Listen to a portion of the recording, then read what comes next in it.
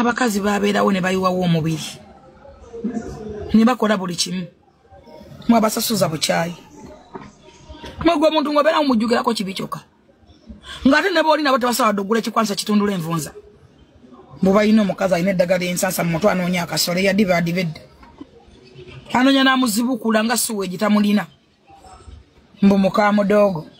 dogo naye yebaka ku muntu yatunula nga zigizaga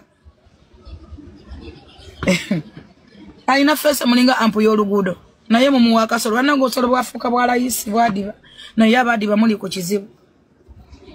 abakazi ba generation nga bakola kiki batakola nembasasuza obukyayi n'ebivumo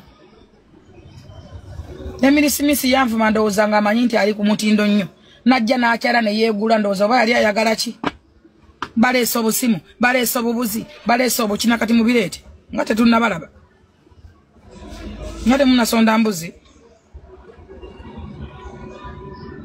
muve ku baana b'abantu kalifaagana gati kyataakola n'olunaku yali mu kampeyini nze ne mutamuyambako wadde okumwogerera ekigambo ekimu abantu mbasasuza bukyayi na bubi bwokka era luliba one day one time Katonda oyo mumulaba teri mufu yeefiira tebakulimba nti waliwo omuntu omala gafa neyeefiira olunaku luba olu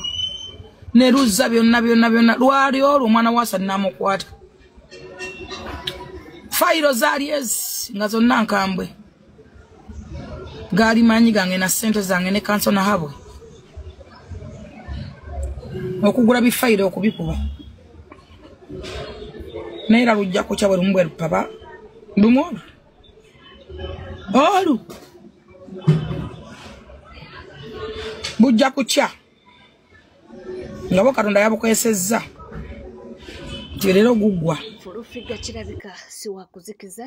eyagamba nti oyo Fangoni Boss yerabira mangu era wowulira mu katambi ako kayogera nga bwayogera alabika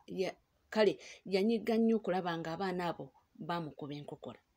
agamba yabayirawo omubiri naye ate oluvannyuma mbu ne bamwerabira era saawa yonna bamwogerera amafuukuule mbu lwaki tebajjukira ebirungi bye bakoze nti ne bajjukira ekintu ekitone ennyo nga bamujjukirako kibi kyokka ate nayambalidde Naalongo kitone kubanga essaawa yakakati gwalaba nga yalinga mama Fangoni n'amulangira okwebaka ne komanda Mudogo kugambye ebyo byo bikyali awo era bikyali biwanvu naye nga ye mukyala Fulufiga si musanyufu yadde era nga tweyongerayo mu mawulire ag'enjawulo ye omukyala Daniela Atim avuddeyo n'agamba nti akoze post n'agamba nti trust a man on your own risk. Wow. Kiki ekyo kyekitegeeza nti tolina okwesiga omwami oba muki nti omwesiga gwegenda okutomereramu oba yagezaako okutulaga nti ebyaliwo ne Jose Chameleone nti yamwesiga ate n'amala namudisappointinga abusimanyi naye nga bw'atyo ye bw'akoze era nga tweyongerayo jjukira olunaku lweggulo wabaddewo embiranye wakati wa poliisi ne pulezidenti w'ekibiina kya NUP abasajja bamusazeeko bafuutusoja ne bavaayo ne bamugamba nti munnange ffe tuli kulinda muntu waffe era ne beeviirayo ne beeyogerera ebisongovu naye omwana wuuno aprofirinze ebikwata kw'oyo owa poliisi yabadde abalemesa omusirikale oyo wa poliisi gwe nkuteredde bamuyita Kakiiryo ajjayo emundu n'agisunga ku pulezidenti waffe nga baagala kumutta baagala abasajja bali serious baagala kutta pulezidenti waffe omusajja oyo mutambuze ensi emutegeere tumutambuze era bino vidiyo zizisigalangayo osanga gye bujjo tulifuna obwenkanya omusajja bamuyita Kakiiryo at least commenting ekigambo Kakiiryo omusajja ensi emutegeere nti mutemu ayagala kumukuza mukama wategere ntino akola nnyo nga ayagala kutta pulezidenti waffe omusajja ategere kusenga Kakiiryo ogwe nkutereddeawo Kakiiryo bannange likinga video egende veeyo abaana bakola profiling era ogwo omulimu bazze bagukola kuva dda nga webalaba omuntu bagezaako okumunoonyereza naddala gwe balaba nti abayiikiriza bagezaako okumunoonyerezaako ne bamanya biki ebimukwatako nga tuvuddeko eyo ye Honorable Ssemujju Nganda zaamuwunyidde dda abaana bamutandiseeko bamukuba Left Right Center bibino simanya mu State House eriyo ebitaala bya million Ssemujju Nganda naawe agaboozigo tugakooyi toyina kyokoledde bantu beekiira obutale tewali enguudo tezikoleddwa otubulira Kateni Museveni gyasulamu n'amasuuka kati tukole tutya ffe mmwe abayisa Museveni sente mu Parliament mmwe mwennyini Museveni sente zakozesa mmwe abaziyisa mu Parliament kati ate mwe mujjeno ne mutugamba mmwe ba Ssemujju era asula mu kitanda kya billion sente mmwe abazimuwa Ssemujju naawe genda Segona tukuwonye olugezigezi go lutwaleke Mmengo kubanga mbikutuusaako abaana balina bwino era nga balina information bagamba nti gwe bw'ovaayo n'oyogera ebitakwatagana nga bakuggirayo bwino kakati nkyakwongera Ssemujju Nganda nga tonnafuuka mu bwa Parliament kukuyita MP omulimo gwe wali ki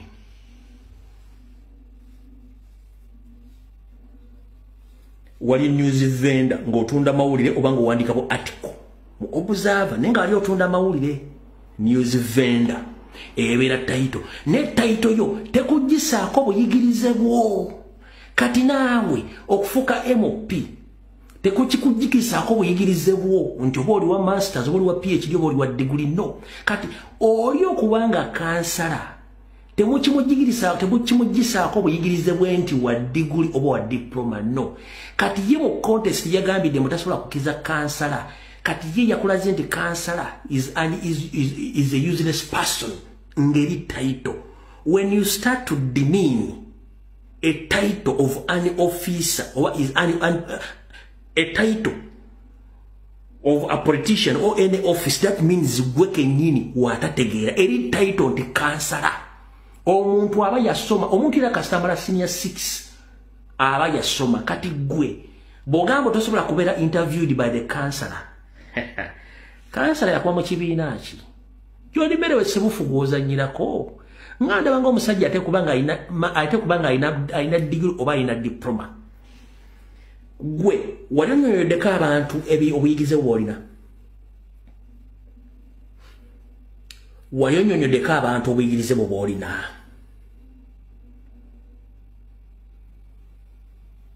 ngwefuula nnyo abantu bategeera buli kimu ng'oyogera ossa abantu wansi ate mwena akaze kamu kaako jeregerera bantu mulowooza mbu tebategeera muleme olowooza temutegeera tosobola kutegeera era tulitegeera waweewatta sikeegi okukomentinga ku General Museveni expenditure yabisigadde tebikwatako mu Uganda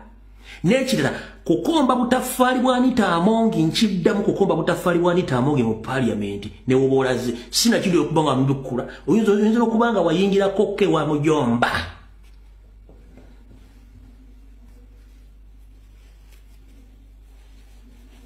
gyemirimu gyo oteekeddwa n'okuba nga wayingirako ewa mujomba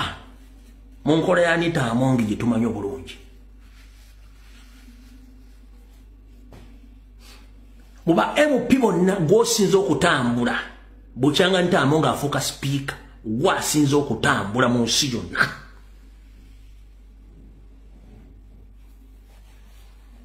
ng'ogereke ng'omuntu kati njeraku yeeyongedde okuba nga yeeka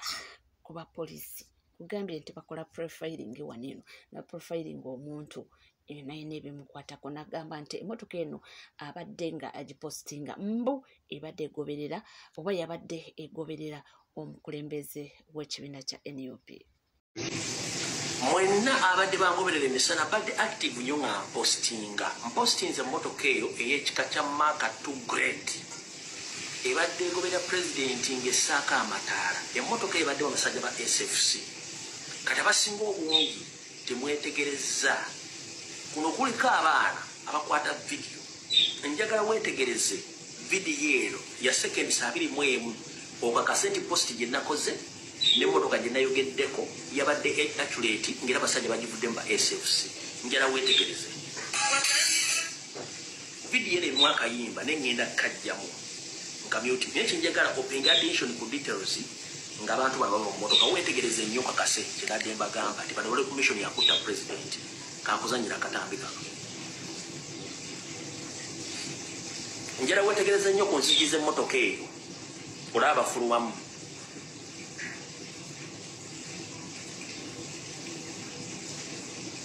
oli asose n'afulumamu kaluwawo nagenda okufuluma esaidi wa omulabye kankaze njagala muteeke focus njagala muteeke nnyo focus oli afulumya oyo nono wuno agenda fuluma omule bulungi nnyo ali mu kyambalo kya SFC oyo omule bulungi ali mu kyambalo kya SFC oyo omulabye kankadde njala oketegereze bulungi pay attention to details njala wetegereze bulungi nnyo ku mabbali g'emmotoka eyo abagenda okufulumamu owesaidi yaso n'afuluma katonda naye agenda fuluma tunula nnyo ku mukono guno wuuyo afuluma omulaba ali mu byambali bya SFC omulaba n'afuluma n'agenda kadoozo kakasizza posti twazikoze nga information tumaze gifuna nti abasajja baagala kutta president yensonga lwaki bajjidde mwezi emmotoka mission weri kati ekibaagaza okujjawo live stream kutuukiriza mission yaabwe awo n'otuvuddewo bwe tumala okuvaawo mu butongole security alert ziba ziwedde zitutte eddakiika nnyingi nnyo okubanyumya security alert ziba ziziwedde kali katandike programu yaffe y'olwalunnaku z'omwezi 3 omwezi ogw'ekumi mwaka 2023 alright inspector general of police saako ne ekitongole ekikwasaganya okubba obulamu mu ggwanga ekya Uganda Electoral Commission balamusiza kansula nti buli bulungi mujebelako gye mutuusaako engalo olwali president abadde gyabadde Mayuge ng'alina okuba ne campaign eyiganga bw'amaze Mayuge gye mwanyisiza mu nsiko najja ng'agenda okuba eyiganga ne mulemesa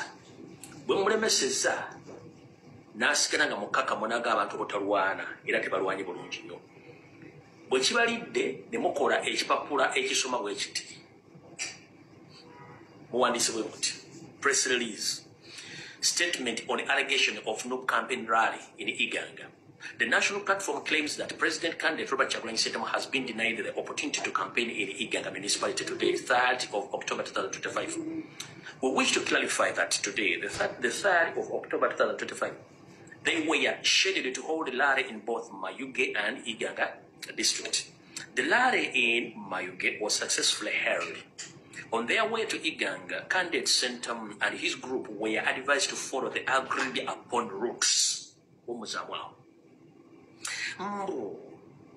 Ekibiina kya National Platform saako n'akikwatidde Bendewera President Robert Kyagulanyi Ssentamu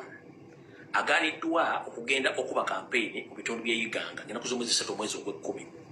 nti beetaaga okutegeeza eggwanga nti ng'ennaku z'omwezi 3 omwezi ogw'ekkumi omwaka 2025 nga bwe baadde bateeseteese okukola enkuŋŋaana z'ebbiri Mayuge ne Iganga olwaleero olumaliriza olukuŋŋaana lw'Emayuge olubadde nga luyise bulungi nnyo mu kugenda okwolekera Iganga eyesimbye okuba president Robert Kyagulanyi Ssentamu n'abantu be mbu poliisi ebagambye bakwate ekkubo lye bakkiriziganyaako okugenda e Iganga. Police spokesperson omwogezi wa poliisi Inspector General of Police saako Chairman Electoral Commission omuntu bw'oba okoze ebbaluwa ng'ogikoze bulungi nnyo tulina kye tuyita attachment kyekintu ky'oteeka ku bbaluwa eyo okulaga obutuufu bwayo oba kikyo ogisindikiddeko kyoyogereddeko muwandiise ne mugamba nti mwawa Kyagulanyi entambula gy'alina okutambulamu kye tuyita movement route map naye nga temutaddeeko attachment ya route map wa movement map eraga gy'alina okuyita ng'agenda ne gy'alina okuyita ng'afuluma ekifo ekyo temugitaddeeko emisana mbabuuzizaako okusindiikiriza candidate Robert Kyagulanyi Ssentamu omukulembeze omulonde omuyisa mu nsiko gye musindiikiriza okuyita kyali mu road map ensi gy'etamanyi kati mukulu Ssemulebekama ne poliisi twagala nga nennabugisi mufumbize mutuleetere movement route map ye mwawa Robert Kyagulanyi Ssentamu emulaga nti bw'aba agenda ekindi alina kuyita wano era bw'aba avaayo alina kuyita wano mugireete. Mbagambye nti mulimu kwerabisa already tulina obujulizi obulaga nti mwagala kutta Kyagulanyi. Twamaze edda obusitwalinga weebuli embasi zibulina ba international prosecutors babulina obuvidiyo bwennyini eno ebbaluwa gye musindise ku mutimbagano ya poliisi nga temutaddeko attachments nga ate mwamubulokinze nga temulina a movement roadmap oba roadmap gye muwadde nti yiino wano kati ani asirwazaani. Mulaga regularities eziri mu kakiiko k'ebyokulonda mwerabisa, mulaga regularities eziri mu poliisi naye ng'ate mugamba mwasoma. Njera kubebuuza ekitono nnyo omuntu abali mu poliisi aba yasoma senior 4 senior 6 degree ng'ongamba otya nti wandiika ebbaluwa tutalekako attachments ziproving abantu nti omusajja mwamuwa entambula eri luddawa to prove us long mutuwe movement route map gye mwamuwa Kyagulanyi nti wano walina okuyita. Electoral Commission ne poliisi mugituwe ngeri attached ku mpapula ze muwandiise ku mutimbagano. Otherwise olw'okuba mwayonka nti ate muludde mu temulina obusa musobola okukola ekibaluwa kyonna nga temuleseemu temutegeera oyo gaye bamwogeddeko ewa poliisi era nga byebyo ndowooza byomukwatako. Naye bannange ekibuuzo tubadde tukyali awo tukyalimu ebyo ebitambula. Wavuddeyo omwami wuuno yagambye nti tafuddeeyo oba mumuvuma oba mumwanika oba mukola ki naye ali wano kwebaza President Yoweri Kaguta Museveni kumu appreciatinga oba muki naye nze kambo bateerewo obubaka muwulirize akiki kyeyebaza President Yoweri Kaguta Museveni. Olunaku olwaleero nzize ku appreciatinga Yoweri Kaguta Museveni tibuhabulwa. Kyemmanya ebivumo bingi ebigenda okunvumibwa. I don't care. But at least for the first time, muleke, I do appreciate Museveni. Mzee Museveni. Why? Nti ebanga lyona babadde mu campaigns. Campaigns za Museveni essaawa eno ziri a bit unique okusingako eza Kyagulanyi. Zitya zengoberedde gundi campaigns zaabwe zonna nawe wabadde ngamba tunuulira buli omu byagamba abantu buli omu byayogera. But trust me, tukirize tugaane yadde nga Museveni atufuze bubi naye ate Museveni naye ng'omuntu campaign ze zonna zirotatingira mu bulimba olunaku olwaleero ali apach naye olwaleero kikyuseemuko mu campaign mu bintu bye. Olunaku olwaleero kikyuseemuko nti abadde ayambadde saati ya yero nga yambadde n'ekikofiira kyekyo naye Museveni campaign zonna mwegendereza nnyo awo wennyini wabadde apaki wennyini. Amazima gali nti last 5 years yali akubayo campaign yali mu saati ya white naye ebigambo byebimu talina kyakyusizaamu yadde enguudo gye yabasuubiza amanya g'enguudo ago 5 years back 10 years back era ne kati zazzeemu okwogerako enguudo amanya ge gamu ago ne health centers ezimu ezo zayogedde health center gundi tujja gifuula health center 3 health center gundi tujja gifuula health center 4 living on lies lying to those innocent people. Ate ekyenjawulo omukulu oyo buli waba ayogera n'abantu naddala bali mu northern